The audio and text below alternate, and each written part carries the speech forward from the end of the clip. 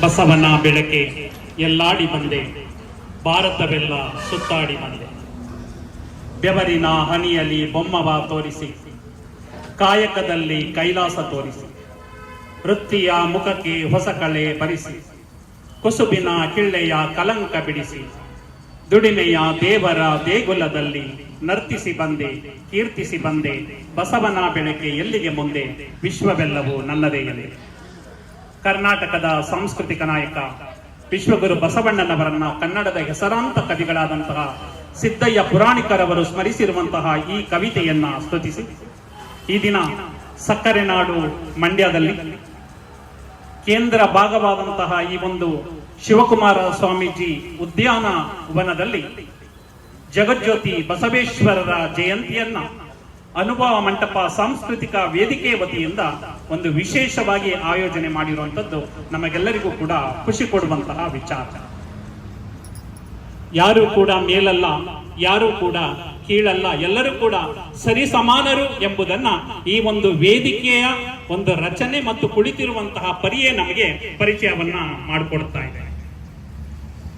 ನಮ್ಮ ಸಿದ್ದಯ್ಯ ಪುರಾಣಿಕರು ಹೇಳ್ತಾರೆ, ತೆನೆ ಒತ್ತ ದಂಟು ಬಾಗುತ್ತದೆ, ಗೊನೆ ಒತ್ತ ಬಾಳೆ ಬಾಗುತ್ತದೆ, ಏನೇನು ಇಲ್ಲದದು ಬೀಗುತ್ತದೆ ನೋಡ ಸ್ವತಂತ್ರ ಧೀರ ಸಿದ್ದೇಶ್ವರ ಅಂತ ಹೇಳ್ತಾರೆ. ಆದ್ರೆ ಅಂತ ಬಸವಣ್ಣನವರೇ ಬಿಜ್ಜಳನ ಆಸ್ಥಾನದಲ್ಲಿ ಮಹಾಮಂತ್ರಿ ಆಗಿದ್ದರೂ ಕೂಡ ಎನಗಿಂತ ಕಿರಿಯರಿಲ್ಲ, ಶಿವಭಕ್ತರಿಗಿಂತ ಹಿರಿಯರಿಲ್ಲ ಎಂಬ ಒಂದು ವಾಕ್ಯವನ್ನ ಕೊಡುವುದರ ಮುಖಾಂತರ ಯಾರು ಬೀಗ್ತಾರೆ ಅಂತಹವರಿಗೆ ಒಂದು ಎಚ್ಚರಿಕೆ ಸಂದೇಶವನ್ನ ನಮಗೆ ಕೊಟ್ಟಿದ್ದಾರೆ. ಅನುಭವ ಮಂಟಪ ಅನ್ನೋ ಒಂದು ಕಲ್ಪನೆಯಲ್ಲಿ ನಮ್ಮ ಸಹೃದಯ ಮನಸ್ಕರು ಮಾಡಿರೋದ್ರಿಂದ ಆ ಒಂದು ಅನುಭವ ಮಂಟಪದ ಬಗ್ಗೆ ಒಂದೆರಡು ಮಾತುಗಳನ್ನ ಹೇಳೋದಕ್ಕೆ ಇಚ್ಛೆ ಪಡ್ತೇನೆ. 3 ನಿಮಿಷ ಕೊಟ್ಟಿದ್ದಾರೆ, ಆದ್ರೆ ಇನ್ನೊಂದು 3 ನಿಮಿಷ ನಮ್ಗೆ ವಿಸ್ತರಿಸಬೇಕು ಅಂತ ಕೇಳ್ಕೊತೇನೆ. ನಮ್ಮ ವಿಶ್ವಗುರು ಬಸವಣ್ಣನವರು ಬಸವ ಕಲ್ಯಾಣದಲ್ಲಿ ಅನುಭವ ಮಂಟಪವನ್ನ ರಚನೆ ಮಾಡ್ತಾರೆ. ಆದ್ರೆ ಅದಕ್ಕೆ ಸೂಕ್ತವಾದ ವ್ಯಕ್ತಿ ಅಧ್ಯಕ್ಷರನ್ನಾಗಿ ಮಾಡಬೇಕು ಅನ್ನೋ ಒಂದು ಆಲೋಚನೆ ಇಟ್ಕೊಂಡಿರ್ತಾರೆ. ಇನ್ನು ಯಾರು ಕೂಡ ಅವರಿಗೆ ಸಿಕ್ಕಿರೋದಿಲ್ಲ.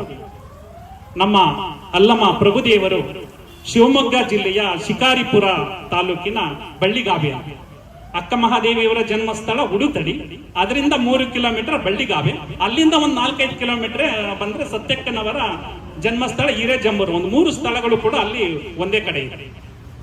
ಆ ಬಳ್ಳಿಗಾವೆಯಿಂದ ಹೋಗಿ ಸಿದ್ದರಾಮೇಶ್ವರರನ್ನ ಮನವೊಲಿಸಿ ಅವರನ್ನು ಕೂಡ ಕರೆದುಕೊಂಡು ಎಲ್ಲಿಗೆ ಬರ್ತಾರೆ, ಬಸವ ಕಲ್ಯಾಣಕ್ಕೆ ಬರ್ತಾರೆ. ಬಸವ ಕಲ್ಯಾಣಕ್ಕೆ ಬಂದಾಗ ಬಸವಣ್ಣನವರು ಯಾರನ್ನ ಮಂತ್ರಿಯನ್ನಾಗಿ ಮಾಡ್ಕೊಂಡಿರ್ತಾರೆ ಅಂದ್ರೆ ಹಡಪದ ಅಪ್ಪಣ್ಣನವರನ್ನ ಮಂತ್ರಿಯನ್ನಾಗಿ ಮಾಡ್ಕೊಂಡಿರ್ತಾರೆ. ಅವರ ಒಂದು ಕಲ್ಪನೆ ಹೇಗಿತ್ತು ಅಂದ್ರೆ ಪ್ರತಿಯೊಬ್ಬರನ್ನು ಕೂಡ ಒಂದು ವಿಶೇಷವಾಗಿ ನಮ್ಮ ಹಳ್ಳಿಗಳ ಕಡೆ ಒಂದು ಮೌಢ್ಯಗಳು ತುಂಬಿ ತುಳುಕಾಡ್ತಾ ಇತ್ತು. ಈಗಿನ ಕಾಲದಲ್ಲಿ ಅಷ್ಟು ಮೌಢ್ಯಗಳಿದೆ, ಇನ್ನು 12ನೇ ಶತಮಾನದಲ್ಲಿ ಎಷ್ಟು ಮೌಢ್ಯಗಳಿರಬಹುದು. ಅಂತಹ ಸಂದರ್ಭದಲ್ಲಿ ಯಾರೇ ನನ್ನ ಕಾಣೋದಿಕ್ಕೆ ಬರೋದಕ್ಕಿಂತ ಮೊದಲು ಹಡಪದ ಅಪ್ಪಣ್ಣನವರನ್ನ ಕಂಡು ಅವರನ್ನ ಮಾತನಾಡಿಸಿ ನಂತರ ನನ್ನನ್ನ ಕಾಣಬೇಕು ಅನ್ನೋ ಒಂದು ವೈಚಾರಿಕ ಚಿಂತನೆಯನ್ನ ಬಿತ್ತಿದವರು ನಮ್ಮ ಬಸವಣ್ಣನವರು.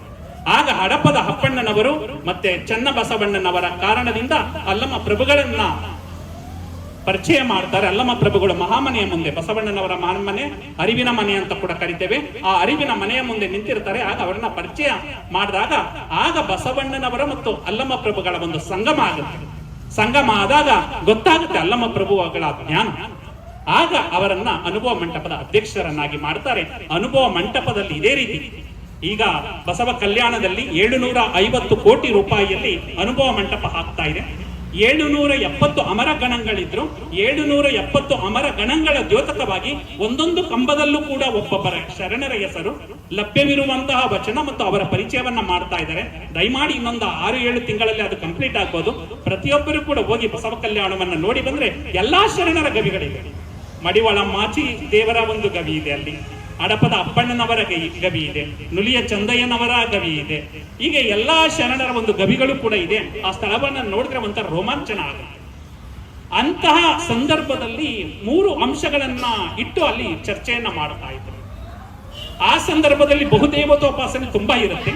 ಆ ಬಹುದೇವತೋಪಾಸನೆಯನ್ನ ಹೋಗಲಾಡಿಸೋದಕ್ಕೋಸ್ಕರ ಇಷ್ಟಲಿಂಗವನ್ನ ಆವಿಷ್ಕಾರ ಮಾಡ್ತಾರೆ ಬಸವಣ್ಣನವರು. ಏಕದೇವತೋಪಾಸನೆಗೆ ಪ್ರತಿಯೊಬ್ಬರನ್ನು ಕೂಡ ಕರೆತರೋದಕ್ಕೆ. ನಂತರ ಎರಡನೆಯದು ಕಾಯಕ, ಪ್ರತಿಯೊಬ್ಬರು ಕೂಡ ದುಡಿಬೇಕು. ಮತ್ತೊಂದು ದಾಸೋಹ, ದುಡಿದು ಉಂಡ್ರಿ ಉಳಿದದ್ರಲ್ಲಿ ಸ್ವಲ್ಪ ಸಮಾಜಕ್ಕೆ ಕೊಡ್ರಿ ಅನ್ನೋ ಒಂದು ಆಲೋಚನೆಯನ್ನ ಇಟ್ಕೊಂಡು ಅವರು ಈ ಒಂದು 3 ತತ್ವಗಳಲ್ಲಿ ಆಚರಣೆಯನ್ನ ಮಾಡ್ತಾರೆ. ಆ ಸಂದರ್ಭದಲ್ಲಿ ಈಗ ಬಿಡಿ, ಈಗ ನಮ್ಗೆ ಫೇಸ್ಬುಕ್ ಇದೆ, ವಾಟ್ಸಪ್ ಇದೆ, ಯೂಟ್ಯೂಬ್ ಇದೆ, ಟ್ವಿಟರ್ ಇದೆ. ಈ ಅಂತರ್ಜಾಲ ಅನ್ನೋದು ಪ್ರಾರಂಭ ಆದ್ದೇ ಅಮೆರಿಕ ಸಂಯುಕ್ತ ಸಂಸ್ಥಾನದಲ್ಲಿ 1970ರಲ್ಲಿ. ಅದಕ್ಕಿಂತ ಮೊದಲು ಅಂತರ್ಜಾಲ ಇರಲಿಲ್ಲ. ಆದ್ರೆ ಜನಸಾಮಾನ್ಯರು ಕೂಡ ಅಂತರ್ಜಾಲವನ್ನ ಬಳಸಬಹುದು ಅನ್ನೋದು 1990ರಲ್ಲಿ ನಮ್ಗೆ ಅವಕಾಶ ಮಾಡ್ಕೊಂಡು. ಈಗ ಬಿಡಿ, ಈಗ ನಾವೇನಾದ್ರೂ ಒಂದು ಫೋಟೋವನ್ನ ಈಗ ತಗೊಂಡು ಅದನ್ನ ಫೇಸ್ಬುಕ್ಗೋ ಅಥವಾ ಟ್ವಿಟರ್ಗೋ ಅಥವಾ ಇನ್ಯಾವುದಕ್ಕೂ ಅಪ್ಲೋಡ್ ಮಾಡಿದ್ರೆ 100 ಜನ ಲೈಕ್ ಮಾಡಿದ್ರೆ ಅದೇ ನಮ್ಗೆ ಸಂತೋಷ ಅಂತೀವಿ. 1000 ಜನ ಲೈಕ್ ಮಾಡ್ಬಿಟ್ರೆ ಇನ್ನೂ ಕೂಡ ನಾವು ಏನ್ ಮಾಡ್ತೀವಿ, ನಮ್ಮನ್ನ ನಾವು ಬೆನ್ನನ್ನ ತಟ್ಕೋತೀವಿ. ಆದ್ರೆ ಆಗಿನ ಕಾಲದಲ್ಲಿ 12ನೇ ಶತಮಾನದಲ್ಲಿ ಯಾವುದೇ ಅಂತರ್ಜಾಲ ಇರಲಿಲ್ಲ, ಫೇಸ್ಬುಕ್ ಇರಲಿಲ್ಲ, ಇನ್ಸ್ಟಾಗ್ರಾಮ್ ಇರಲಿಲ್ಲ, ಟ್ವಿಟರ್ ಇರಲಿಲ್ಲ. ಆದ್ರೆ ಬಸವಣ್ಣನವರನ್ನ ನೋಡಿ ಅವರ ಕಾಯಕ ಮತ್ತು ದಾಸೋಹ ತತ್ವವನ್ನ ಮೆಚ್ಚಿ ಕಾಶ್ಮೀರದಿಂದ ಮೋಳಿಗೆ ಮಾರಯ್ಯ, ಮೋಳಿಗೆ ಮಹಾದೇವಿಯನ್ನ ಮಹಾರಾಜರ ದಂಪತಿಗಳು ಬರ್ತಾರೆ. ಆಫ್ಘಾನಿಸ್ತಾನ ಬೇರೆ ದೇಶದಿಂದ ಮರುಳ ಶಂಕರ ದೇವರು ಬರ್ತಾರೆ. ಈ ಕಡೆ ತಮಿಳುನಾಡಿನಿಂದ ಮಾದಾರ ಚೆನ್ನೈಯವರು ಬರ್ತಾರೆ. ಈ ಕಡೆ ಮಹಾರಾಷ್ಟ್ರದಿಂದ ಸಿದ್ದರಾಮೇಶ್ವರರು ಬರ್ತಾರೆ. ಈ ಕಡೆ ಆಂಧ್ರ ಪ್ರದೇಶದಿಂದ ಉರಿಲಿಂಗ ದೇವಿ, ಉರಿಲಿಂಗ ಪೆದ್ದಿ ಬರ್ತಾರೆ. ಇನ್ನು ಸೌರಾಷ್ಟ್ರ ಅಂತ ಕರೀತಾರೆ, ಅಲ್ಲಿಂದ ಅದನ್ನ ಈಗ ಗುಜರಾತ್ ಅಂತ ಕರಿತೇವೆ. ಮೊದಲು ಗುಜರಾತ್ ಅನ್ನು ಸೌರಾಷ್ಟ್ರ ಅಂತ ಕರೀತಾ ಇದ್ರು. ಅಲ್ಲಿಂದ ಆದಯ್ಯ ಬರ್ತಾರೆ. ಹೀಗೆ ಮಧ್ಯಪ್ರದೇಶದಿಂದ ಡೋಹರ ಕಕ್ಕಯ್ಯ ಬರ್ತಾರೆ. ಬೇರೆ ಬೇರೆ ಸ್ಥಳಗಳಿಂದ, ಬೇರೆ ಬೇರೆ ದೇಶಗಳಿಂದ ನಮ್ಮ ಬಸವ ಕಲ್ಯಾಣಕ್ಕೆ ಬಂದು ನೆಲೆ ನಿಲ್ತಾರೆ. ಎಷ್ಟು ಜನ ಅಂದ್ರೆ 1,96,000 ಜನ ನೆಲೆ ನಿಲ್ತಾರೆ. ಅಂದ್ರೆ ಬಸವಣ್ಣನವರ ಫೇಸ್ ನೋಡಿ 1,96,000 ಜನ ಬಂದ್ರು ಅಂದ್ರೆ ಬಸವಣ್ಣನವರ ಫೇಸ್ ವ್ಯಾಲ್ಯೂ ಎಷ್ಟಿತ್ತು ಅಂತ ನಾವು ಅರ್ಥ ಮಾಡ್ಕೊಳ್ಬೇಕಾಗುತ್ತೆ ಅಲ್ಲ ಬಂಧುಗಳೇ. ಅಂತಹ ಒಂದು ವಿಶಿಷ್ಟವಾದಂತಹ ಅನುಭವ ಮಂಟಪದ ಬಗ್ಗೆ ಈ ಒಂದು ಬಸವ ಜಯಂತಿ ಕಾರ್ಯಕ್ರಮವನ್ನ ಆಚರಣೆ ಮಾಡಿ ವಿಶಿಷ್ಟವಾಗಿ ಬಸವಣ್ಣನವರ ಬಗ್ಗೆ ಪ್ರತಿಯೊಬ್ಬರು ಕೂಡ ಮಾತನಾಡಬೇಕು ಅನ್ನೋ ಒಂದು ಆಶಯವನ್ನ ಇಟ್ಕೊಂಡಿದ್ದಾರೆ. ಬೇರೆ ಬೇರೆ ಭಾಷೆಯವರು ಬರ್ತಾ ಇದ್ರು ಅಲ್ಲಿ. ಅವರೆಲ್ಲರಿಗೂ ಕೂಡ ಕನ್ನಡವನ್ನ ಕಲಿಸಿ, ಕನ್ನಡವನ್ನ ತುಂಬಾ ವಿಶೇಷವಾಗಿ ಪರಿಚಯ ಮಾಡಿದಂತಹ 12ನೇ ಶತಮಾನದಲ್ಲಿ ಕನ್ನಡವನ್ನ ಪರಿಚಯ ಮಾಡಿದವರು ಯಾರು ಅಂದ್ರೆ ನಮ್ಮ ವಿಶ್ವಗುರು ಬಸವಣ್ಣನವರು. ನಿಜವಾದ ಕನ್ನಡಾಭಿಮಾನಿ ಯಾರು ಅಂದ್ರೆ ಬಸವಣ್ಣವರು. ಆ ಕಡೆ ಕಾಶ್ಮೀರ ಭಾಷೆ ಮಾತಾಡ್ತಾ ಇದ್ರು, ಮೋಳಿಗೆ ಮಾರಯ್ಯ, ಮೋಳಿಗೆ ಮಾದೇವ, ಅವರು ಕನ್ನಡ ಕಲಿಸ್ತಾರೆ. ಆಫ್ಘಾನಿಸ್ತಾನ ಅವರು ಉರ್ದು ಮಾತಾಡ್ತಾ ಇದ್ರು, ಅವ್ರಿಗೆ ಯಾರು ಕಲಿಸ್ತಾರೆ? ಕನ್ನಡ ಕಲಿಸ್ತಾರೆ. ಬೇರೆ ಈ ಕಡೆ ತಮಿಳುನಾಡಿನ ಮಾದಾರ ಚೆನ್ನೈ ತಮಿಳು ಮಾತಾಡ್ತಾ ಇರ್ತಾರೆ, ಅವರು ಕನ್ನಡ ಕಲಿಸ್ತಾರೆ. ಎಲ್ಲರಿಗೂ ಕನ್ನಡ ಕಲಿಸುವಂತದ್ದು ಅಂದ್ರೆ ಕನ್ನಡ ಸಾಂಸ್ಕೃತಿಕ ವೇದಿಕೆ ಯಾವಾಗ ಪ್ರಾರಂಭ ಆಯ್ತು ಅಂದ್ರೆ 12ನೇ ಶತಮಾನದಲ್ಲೇ ಪ್ರಾರಂಭ ಆಯ್ತು ಅನ್ನೋದನ್ನ ನಾವು ಆಲೋಚನೆಯನ್ನ ಮಾಡ್ಕೊಳ್ಬೇಕಾಗತ್ತೆ ಅಂತ ಹೇಳ್ತಾ, ವಿಶೇಷವಾಗಿ ಮಹತ್ವವನ್ನು ಕೊಟ್ಟದ್ದು ಕಾಯಕ ಮತ್ತು ದಾಸೋಹ. ನಾವು ಅರ್ಥಶಾಸ್ತ್ರದ ಪಿತಾಮಹ ಅಂತ ಆಡಮ್ ಸ್ಮಿತ್ ಅನ್ನ ಕರಿತೇವೆ. ಅವ್ರು ಏನ್ ಹೇಳ್ತಾರೆ, ಅರ್ಥಶಾಸ್ತ್ರ ಅಂದ್ರೆ ಸಂಪತ್ತನ್ನ ಅರಿಯುವ ಶಾಸ್ತ್ರ ಅಂತ ಕರೀತಾರೆ. ಅವರು 18ನೇ ಶತಮಾನದಲ್ಲಿ. ನಂತರ 19ನೇ ಶತಮಾನದಲ್ಲಿ ಪ್ರೊಫೆಸರ್ ಮಾರ್ಷಲ್ ಬರ್ತಾರೆ. ಅವ್ರು ಹೇಳ್ತಾರೆ ಅರ್ಥಶಾಸ್ತ್ರ ಅಂದ್ರೆ ಕೇವಲ ಸಂಪತ್ತನ್ನ ಅರಿಯುವ ಶಾಸ್ತ್ರ ಮಾತ್ರ ಅಲ್ಲ, ಗಳಿಸಿದಂತಹ ಸಂಪತ್ತು ಜನಸಾಮಾನ್ಯರಿಗೆ ಬಳಕೆ ಆಗಬೇಕು, ಆಗ ಮಾತ್ರ ಅದು ಅರ್ಥಶಾಸ್ತ್ರ ಅಂತ ಕೊಡುತ್ತೆ ಅಂತ ಹೇಳ್ತಾರೆ. ಅಂದ್ರೆ 18ನೇ ಶತಮಾನದ ವ್ಯಾಖ್ಯಾನವೇ 19ನೇ ಶತಮಾನಕ್ಕೆ ಬದಲಾಗುತ್ತೆ. ಆದ್ರೆ 12ನೇ ಶತಮಾನದಲ್ಲಿ ಬಸವಣ್ಣವರು ಏನ್ ಹೇಳಿದ್ರು ಅಂದ್ರೆ ದುಡಿದು ಉಂಡ್ರಿ. ದುಡಿದು ಉಂಡ್ರಿ ಅಂದ್ರೆ ಕಾಯಕ, ಸ್ವಲ್ಪ ಸಮಾಜಕ್ಕೆ ಕೊಡ್ರಿ ಅಂದ್ರೆ ದಾಸೋಹ, ಸಮಾಜಕ್ಕೆ ಹಂಚುವಂಥದ್ದು. ಅಂದ್ರೆ ಅರ್ಥಶಾಸ್ತ್ರದ ಪರಿಕಲ್ಪನೆಯನ್ನ 12ನೇ ಶತಮಾನದಲ್ಲಿ ಬಿತ್ತಿದಂತಹ ಬಸವಣ್ಣನವರು, ಅದಕ್ಕೆ ಅವರನ್ನ ಜಗಜ್ಯೋತಿ ಅಂತ ಕರೀತಾರೆ. ನಮ್ಮ ಶಿವಕುಮಾರ್ ಅವರು ಕಾಯಕಯೋಗಿ ಫೌಂಡೇಶನ್ ಅವರು ಹೇಳಿದ್ರು, ಬಸವಣ್ಣನವ್ರನ್ನ ನೀವ್ ಅರ್ಥ ಮಾಡ್ಕೊಂಡಂಗೆ ಹೇಗೆ ಹೇಳಿ ಅಂತ. ಬಸವಣ್ಣವ್ರನ್ನ ನಾವು ಇನ್ನೂ ಕೂಡ ಅರ್ಥ ಮಾಡ್ಕೊಳಕ್ ಆಗ್ತಾ ಇಲ್ಲ.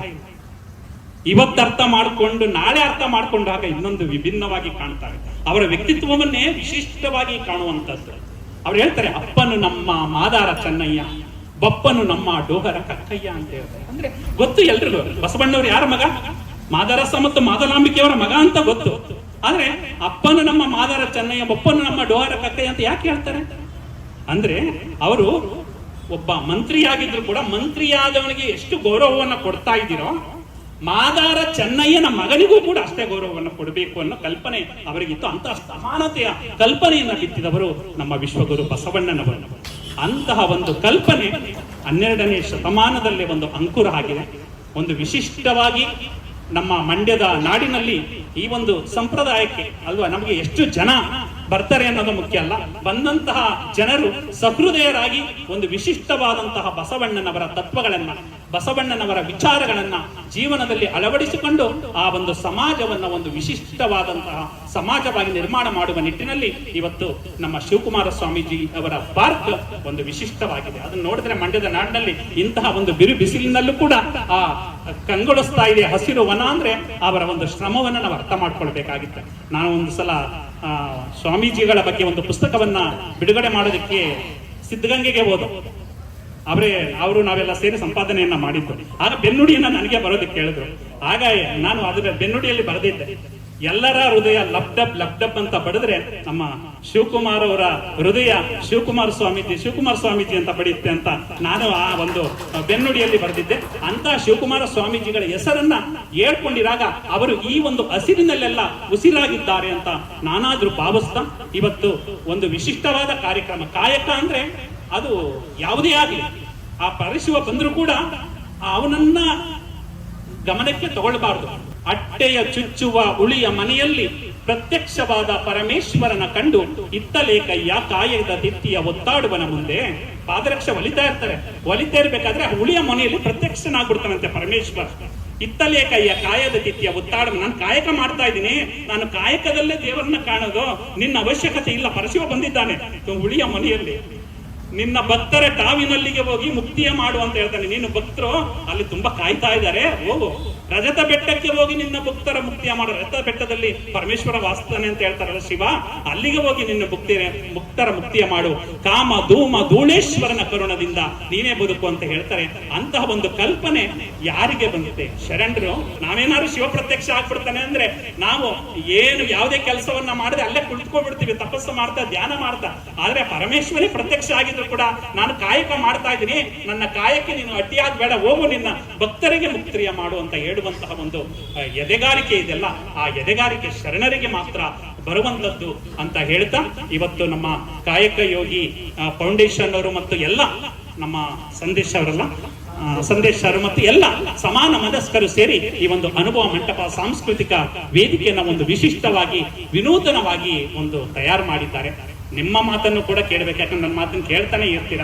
ನಿಮ್ಮ ಮಾತನ್ನು ಕೂಡ ಕೇಳಬೇಕು ಅನ್ನೋ ಒಂದು ಸದಾಶಯವನ್ನ ಇಟ್ಕೊಂಡು ಆ ಬಸವಣ್ಣವ್ರು ಹೇಳ್ತಾರೆ, ಎನಗೆ ನಿಮ್ಮ ನೆನಹಾದಾಗ ಉದಯ, ಎನಗೆ ನಿಮ್ಮ ಮರಹಾದಾಗ ಅಸ್ತಮಾನ, ಎನಗೆ ನಿಮ್ಮ ನೆನಹವೇ ಜೀವನ, ಎನಗೆ ನಿಮ್ಮ ನೆನಹವೇ ಪ್ರಾಣ ಕಾಣ ತಂದೆ ಸ್ವಾಮಿ, ಎನ್ನ ಹೃದಯದಲ್ಲಿ ನಿಮ್ಮ ಚರಣ ದುಂಡಿಗೆಯನ್ನು ಕೈಯ, ವದನದಲ್ಲಿ ಷಡಕ್ಷರಿಯ ಬರೆಯಯ್ಯ, ಕೂಡಲ ಸಂಗಮ ದೇವ ಅಂತ ಹೇಳ್ತಾರೆ. ಅಂದ್ರೆ ನಿಮ್ಮನ್ನ ನೆನಹಾದಾಗ ನಮ್ಗೆ ಉದಯ, ನಿಮ್ಮನ್ನ ಮರಹಾದಾಗ ನಿಮ್ಮನ್ನ ಮರೆತು ಬಿಟ್ರೆ ನಮಗೆ ಅಸ್ತಮಾನ, ಅದೇ ಒಂದು ಅಸ್ತಮಾನ ಅಂತ ಹೇಳ್ತೇವೆ.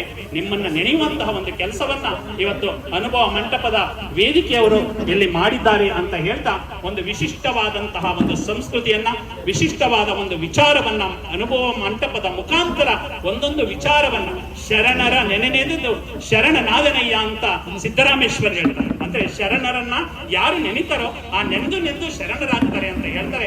ಆ ನೆನೆಯುವಿಕೆಗೆ ಈ ಒಂದು ಅನುಭವ ಮಂಟಪ ವೇದಿಕೆಯಾಗಿದೆ ಅಂತ ಹೇಳ್ತಾ ಕೊನೆಯದಾಗಿ, ಮಂಡೆ ಮಾಸಿದಡೆ ಮಹಾ ಮಜ್ಜನವ ಮಾಕುವುದು, ವಸ್ತ್ರ ಮಾಸಿದಡೆ ಮಡಿವಾಳರಿಗಿಕ್ಕುವುದು, ಮನದ ಮೈಲಿಗೆಯ ತೊಳೆಯಬೇಕಾದರೆ ಕೂಡಲ ಚನ್ನ ಸಂಗನ ಶರಣರ ಅನುಭವ ಮಾಡುವುದು ಅಂತ ಚಿನ್ಮಯ ಚನ್ನಬಸವಣ್ಣ ಹೇಳ್ತಾರೆ. ಎಂತ ಅದ್ಭುತವಾದ ವಚನ ಅಂದ್ರೆ, ಮಂಡೆ ಮಾಸಿದಡೆ ನಮ್ಮ ತಲೆ ಕೊಳೆ ಆಗುತ್ತೆ, ತಲೆ ಕೊಳೆಯಾದಾಗ ಸ್ನಾನವನ್ನ ಮಾಡ್ತೀವಿ, ವಸ್ತ್ರ ಕೊಳೆ ಆಗುತ್ತೆ, ಅದನ್ನ ನಾವು ವಾಷಿಂಗ್ ಮೆಷಿನ್ ಅಲ್ಲಿ ಹಾಕಿ ಅದನ್ನ ಏನ್ ಮಾಡ್ತೀವಿ, ಸ್ವಚ್ಛ ಮಾಡ್ಕೊಳ್ತೀವಿ. ಆದ್ರೆ ಮನದ ಮೈಲಿಗೆಯ ತೊಳೆಯಬೇಕಾದ್ರೆ ಮನಸ್ಸಿನಲ್ಲಿ ಮೈಲಿಗೆ ಆಗುತ್ತಲ್ಲ, ನೋಡಬಾರದನ್ನ ನೋಡ್ತೀವಿ, ಕೇಳಬಾರದನ್ನ ಕೇಳ್ತೀವಿ, ಕೇಳಿದಾಗ ಏನಾಗುತ್ತೆ, ಮನ ಮೈಲಿಗೆ ಆಗುತ್ತೆ. ಆ ಮನದ ಮೈಲಿಗೆಯನ್ನ ಒಗಲಾಡಿಸಿಕೊಳ್ಳಬೇಕಾದರೆ ಕೂಡಲ ಚನ್ನ ಸಂಗನ ಶರಣರ ಅನುಭವ ಮಾಡುವುದು ಅಂತ ಹೇಳ್ತಾರೆ. ಇವತ್ತು ಒಂದು ಶರಣರ ಅನುಭವದ ನುಡಿಯನ್ನ ಮಾತನಾಡುವಂತಹ ಒಂದು ವೇದಿಕೆ ಈ ಅನುಭವ ಮಂಟಪ ಸಾಂಸ್ಕೃತಿಕ ವೇದಿಕೆಯಿಂದ ಆಗಿರುವಂತದ್ದು ನಮ್ಗೆಲ್ಲ ಖುಷಿ ಕೊಡುವಂತಹ ವಿಚಾರ ಅಂತ ಹೇಳ್ತಾ, ಈ ಒಂದು ಅನುಭವ ಮಂಟಪ ಚರ್ಚೆಗಳು ಕೇವಲ ವರ್ಷದಲ್ಲಿ ಮಾತ್ರ ಅಲ್ಲ, ಅವರು ಪ್ರತಿ ತಿಂಗಳು ಕೂಡ ಒಂದು ವಿಶಿಷ್ಟವಾದಂತಹ ದಾಸೋಹ ಕಾರ್ಯಕ್ರಮವನ್ನ ಹಮ್ಮಿಕೊಂಡಿದ್ದೀರಾ. ದಾಸೋಹ ಅನ್ನದಾಸೋಹದ ಜೊತೆಗೆ ಇವತ್ತು ನೀವು ಸಮಯ ದಾಸೋಹವನ್ನು ಕೂಡ ಮಾಡಿದ್ದೀರಾ. ಇವತ್ತು ನೀವು ಇಲ್ಲಿ ಬಂದು ಕೊಡ್ತಿದ್ದೀನಿ ಅಂದ್ರೆ ಅದು ಕೂಡ ಒಂದು ದಾಸೋಹನೇ. ಸಮಯವನ್ನು ಇಲ್ಲಿ ನಿಮಗೆ ಕೊಟ್ಟಿದ್ದೀರಾ ಅಂದ್ರೆ ಅದು ಒಂದು ರೀತಿಯ ದಾಸೋಹ. ಈ ಒಂದು ದಾಸೋಹ ಪರಂಪರೆ ಮುಂದುವರಿಲಿ ಅಂತ ಹೇಳ್ತಾ, ಮಂಡ್ಯದ ನಾಡಿನಲ್ಲಿ ಈ ಜಗಜ್ಯೋತಿ ಬಸವೇಶ್ವರರನ್ನ ಮತ್ತು ಶಿವಕುಮಾರ ಸ್ವಾಮೀಜಿಗಳನ್ನ ನೆನೆಯುವಂತಹ ಒಂದು ಔದಾರ್ಯದ ಗುಣವನ್ನ ಬೆಳೆಸಿಕೊಳ್ಳಲು ಅವಕಾಶ ಮಾಡಿಕೊಟ್ಟಿರುವಂತಹ ಈ ಒಂದು ವೇದಿಕೆಗೆ ನಾನು ಶರಣಾರ್ಥಿಗಳನ್ನ ಅರ್ಪಿಸುತ್ತಾ, ಹೊರಡುವೆ ನಾನು ಹೊರಡುವೆ ಮುಂದೆ, ಬರುವುದು ವಿಶ್ವವು ನನ್ನೆಯ ಹಿಂದೆ ಅವರಿವರೆಂಬೆನೆ ಎಲ್ಲರೂ ಒಂದೇ ಎಲ್ಲರಿಗಿರುವನು ಒಬ್ಬನೇ ತಂದೆ ಬರುವೆನು ಭುವಿಯನ್ನು ಬೆಳಗಿ ಬಸವನ ಬೆಳಕಿ ಎಲ್ಲಾಡಿ ಬಂದೆ ಭಾರತವೆಲ್ಲ ಸುತ್ತಾಡಿ ಬಂದೆ ಅಂತ ಹೇಳ್ತಾ ಬಸವನ ಬೆಳಕು ಇವತ್ತು ನಮ್ಮ ಮಂಡ್ಯದಲ್ಲಿ ಬೆಳಕನ್ನ ಉಂಟು ಮಾಡಿದೆ. ಆ ಬೆಳಕಿನಲ್ಲಿ ಬೆಳಗನ್ನ ಬೆಳಗಿಸಿಕೊಂಡು ನಮ್ಮ ಜೀವನವನ್ನ ಒಂದು ವಿಶೇಷ ಪಥದ ಕಡೆ ಸಾಗಿಸೋಣ ಅಂತ ಹೇಳ್ತಾ ಆರಿಸಿದಂತಹ ಎಲ್ಲರಿಗೂ ಕೂಡ ಶರಣಾರ್ಥಿಗಳು.